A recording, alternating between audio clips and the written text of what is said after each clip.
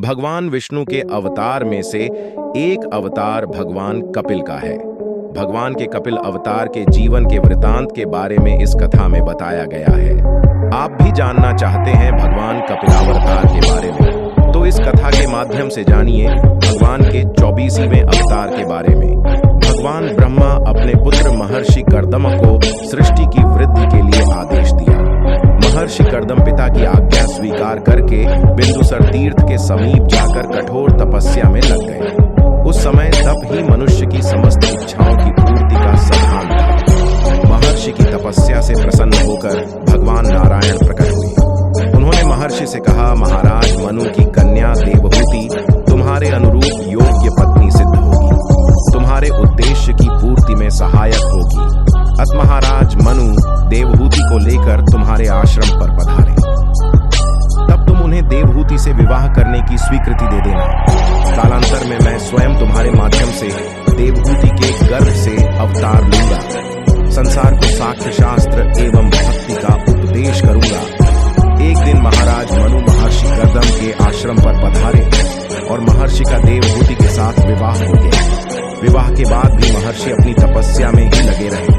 आश्रम की व्यवस्था तथा महर्षि की सेवा ही देवहूति की नित्य की दिनचर्या हो गई। राजकन्या से अब वे वलकल धारिणी तपस्विनी बनकर रह गई। अंततः महर्षि उनकी पति भक्ति और सेवा से प्रसन्न होकर बोले, कल्याणी तुमने मेरी सेवा में सुख डाला, मैं तुमसे प्रसन्न हूँ। बताओ मैं तुम्हारी कौन सी कामना सिद्ध करूं? देवहूति को संतान की कामना थी। महर्षि कर्दम ने अपनी तपस्या और योग के प्रभाव से एक दिव्य विमान प्रकट हुआ, जिसमें सहस्त्रों दास दासियां, दिव्य वस्त्राभूषण तथा लोकात्तर ऐश्वर्य भोग की दुर्लभ सामग्रियां उपलब्ध थीं। महर्षि देवहूति के साथ वे विमान में चढ़ गए।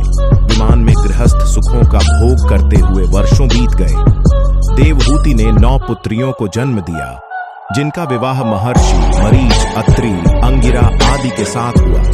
महर्षि कर्दम ने सोचा, भोग विषयों में लगकर यह जीवन नष्ट हो गया। उसमें पूर्ण वैराग्य का उदय हुआ। अब उन्होंने अकेले ही तप के लिए वन में जाने का निर्णय लिया।